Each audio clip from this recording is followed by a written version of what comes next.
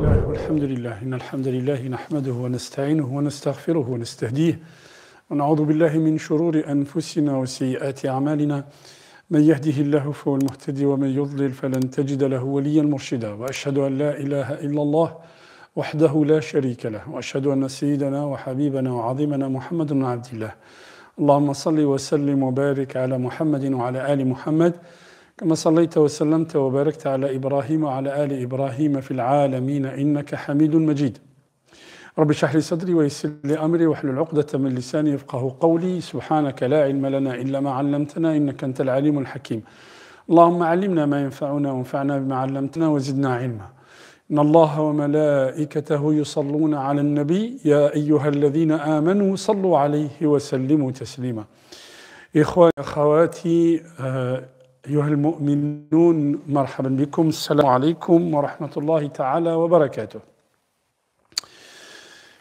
Comme vous savez tous, nous sommes dans des circonstances inhabituelles et des circonstances, je dirais, extraordinaires.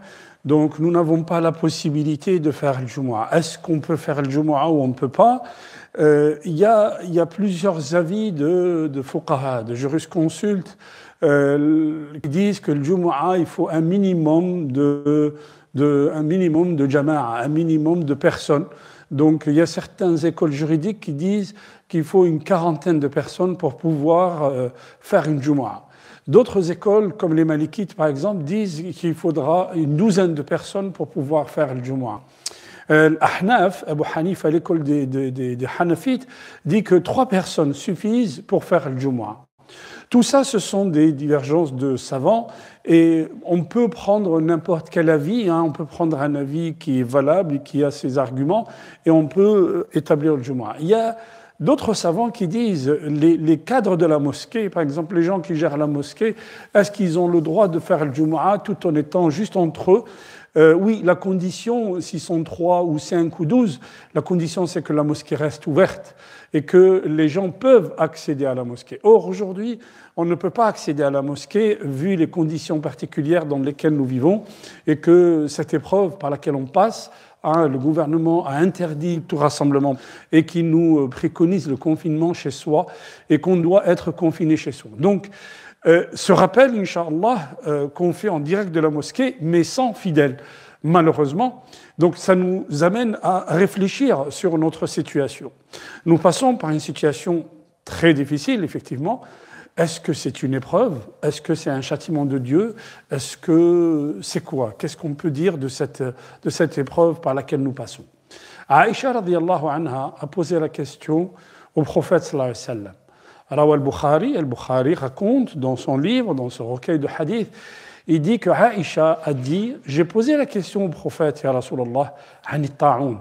At-ta'oun, on peut le traduire par la peste, mais les ulama nous disent, les savants nous disent que at-ta'oun, c'est toute épidémie qui peut toucher une population.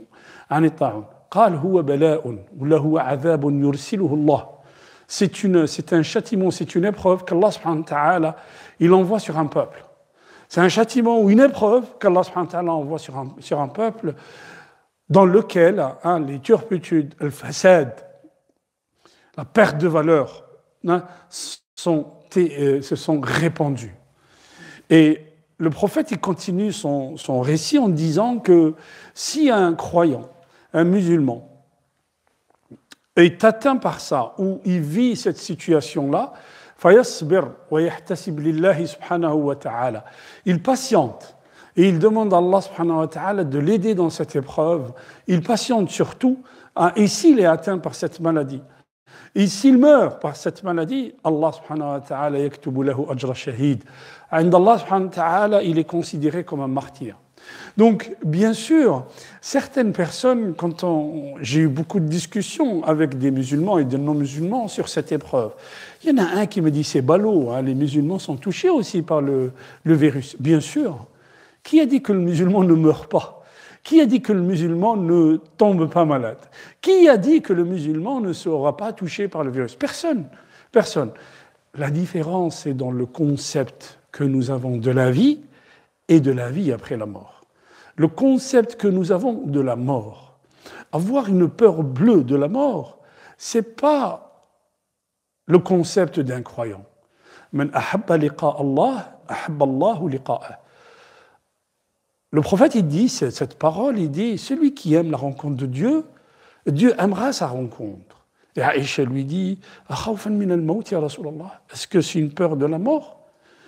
فَكُلُّنَا نَخَافُ الْمَوْتِ. Est-ce que c'est une peur de la mort? Tous, tout le monde a peur de la mort. Il dit, non, ya Aïcha.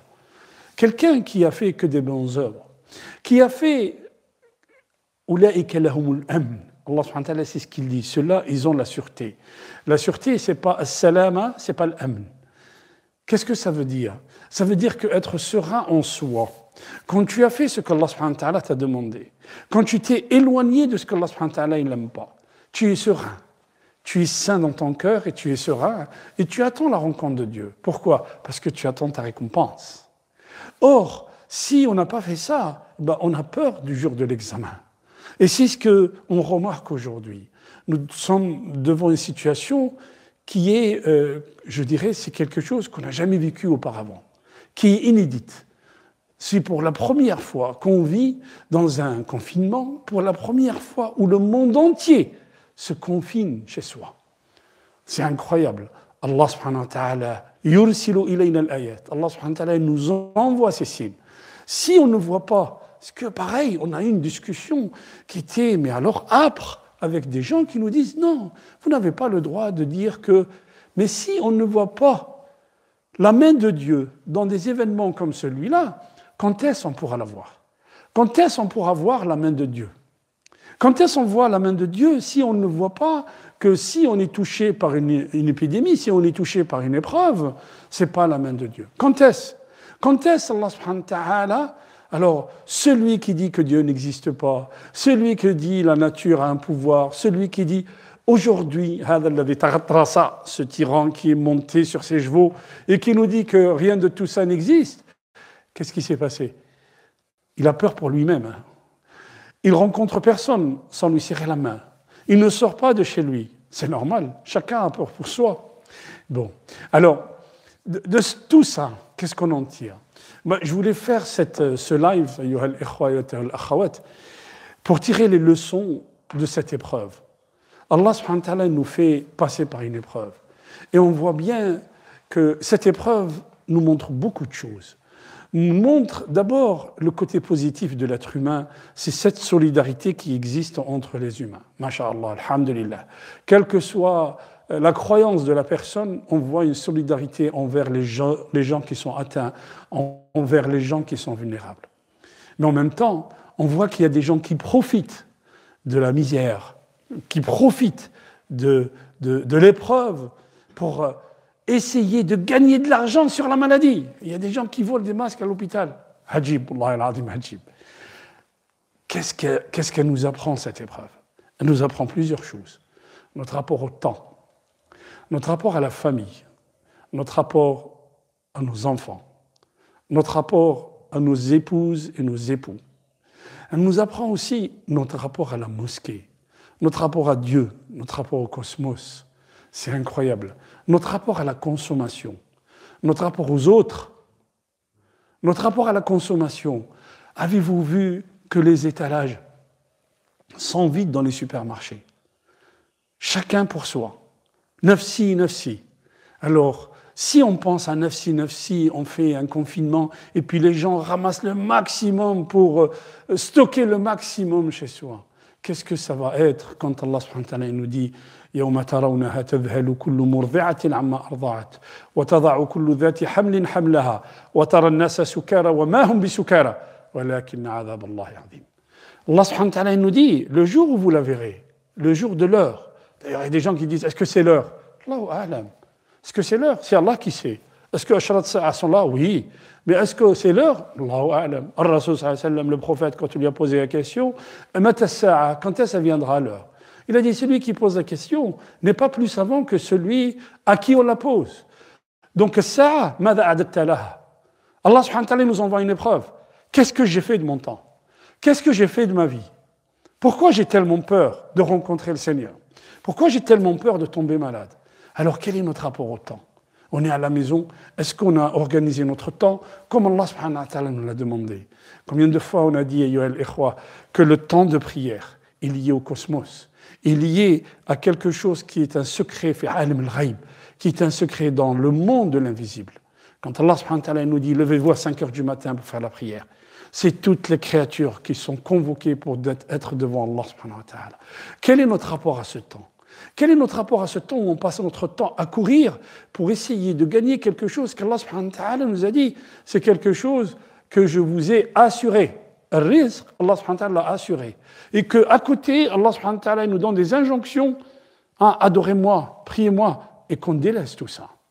Est-ce que le temps, c'est de le passer devant Canal+ et Netflix, comme on nous dit à la télé?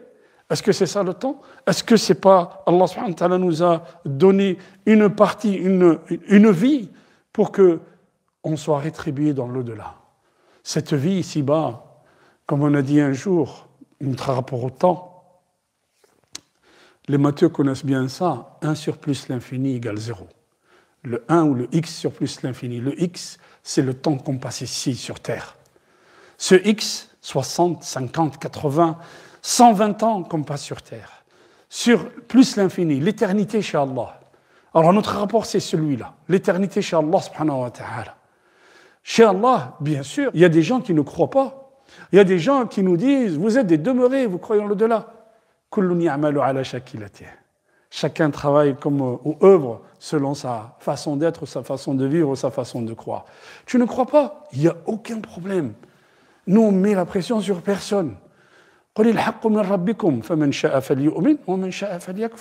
wa ta'ala dit, ceci est une vérité de votre Seigneur. Celui qui veut croire, marhaba. Celui qui ne veut pas croire. Mais Allah subhanahu wa ta'ala nous envoie des ayats. Il nous envoie des signes. Il nous envoie des signes pour qu'on se rappelle. Il nous envoie des signes, pourquoi? Pour nous dire attention, vous êtes allé trop loin. Revenez à Allah subhanahu wa ta'ala. Vous êtes allé trop loin, revenez à Allah. Alors, encadrons notre temps à la maison, avec nos enfants, avec nos épouses, avec notre famille. Surtout, apprenons ou réapprenons à être en famille, à faire des études familiales, je dirais, des assises familiales où on apprendra les uns des autres. Surtout, revenons à Allah subhanahu wa ta'ala. Apprenons notre notion de vie ici-bas qui sera rétribuée dans l'au-delà. Et autre chose, aujourd'hui c'est vendredi. La plupart des mosquées, je dirais même toutes les mosquées sont fermées. Ben de la même manière, frères ou sœurs, quand vous vous mettez sur votre 31, je dirais, vous mettez vos plus beaux habits et les frères qui se parfumaient pour venir à la mosquée, faites la même chose. Et faites salat al-jama'a à la maison avec vos enfants et votre épouse. Faites salat al-jama'a à la maison. Apprenez-leur la sacralité de la prière. Notre rapport à l'autre, c'est quand on fait les courses, on ne pense pas qu'à soi, on pense aussi aux autres. Notre rapport à l'autre, c'est que quand on nous demande d'être confiné à la maison, eh ben on reste confiné à la maison. On me demande d'ouvrir la mosquée, non, on n'ouvrira pas la mosquée. On fait un live avec 2 frères, mais on n'ouvrira pas la mosquée. Pourquoi? Parce que les règles sont établies, c'est que pas de confinement, pas de contact. Donc on respecte la loi. On respecte les choses. Et si chacun respecte la loi, peut-être qu'on sortira de cette épreuve. Mais n'oubliez pas que l'épreuve, c'est prendre les précautions. C'est vrai, mais ne pas oublier le lien avec Allah.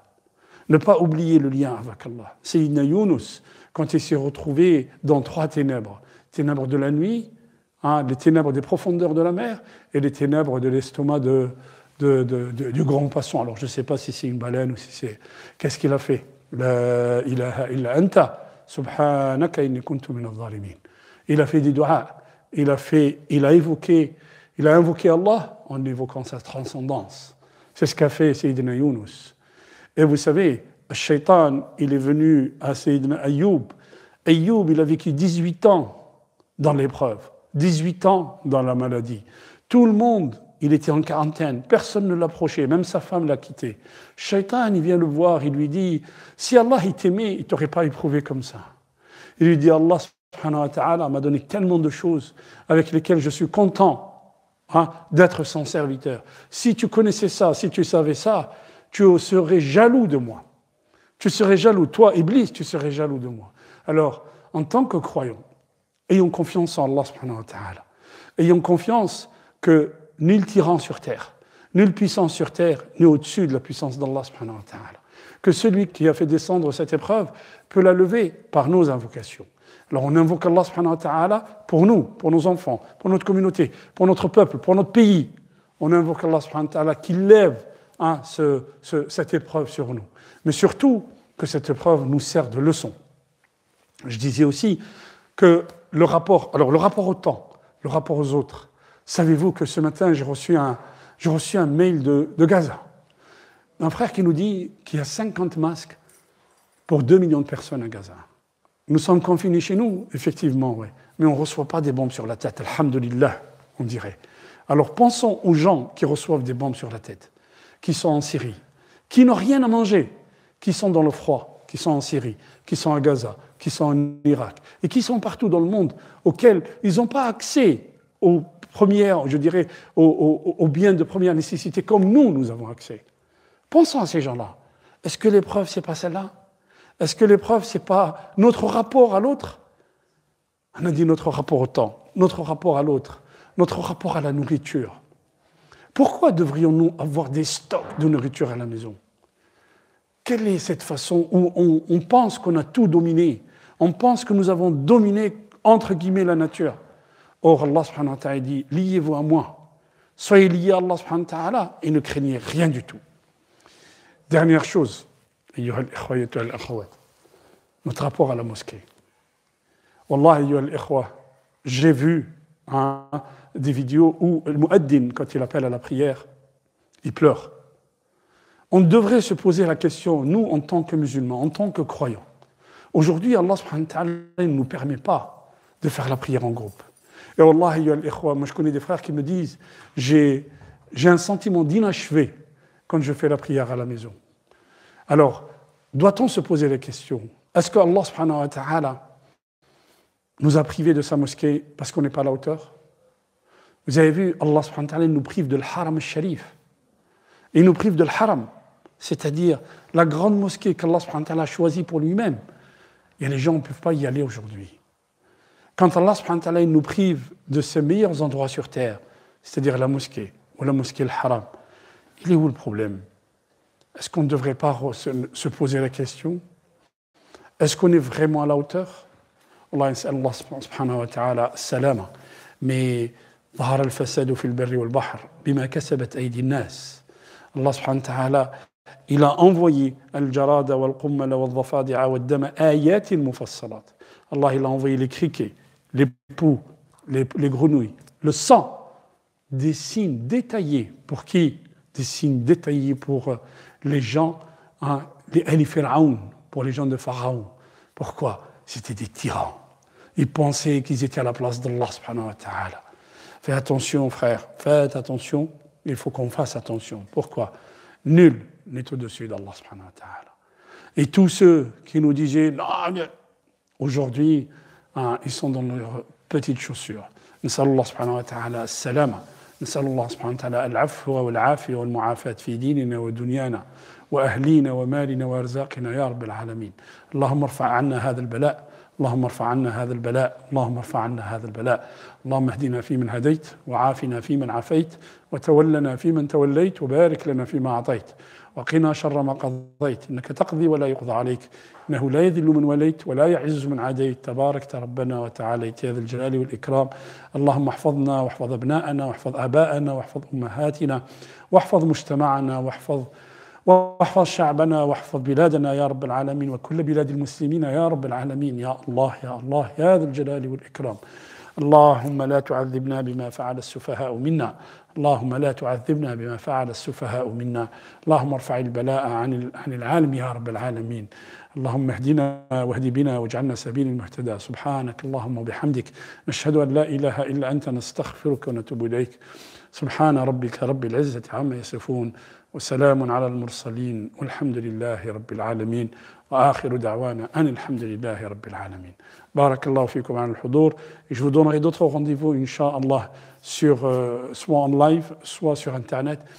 Et pour les gens qui suivent des cours, on va continuer, Inch'Allah, les cours en live, bi'idhnillah, durant la semaine prochaine. بارك الله فيكم. سبحانك اللهم وبحمدك أشهد أن لا إله إلا أنت أستغفرك وأتوب إليك.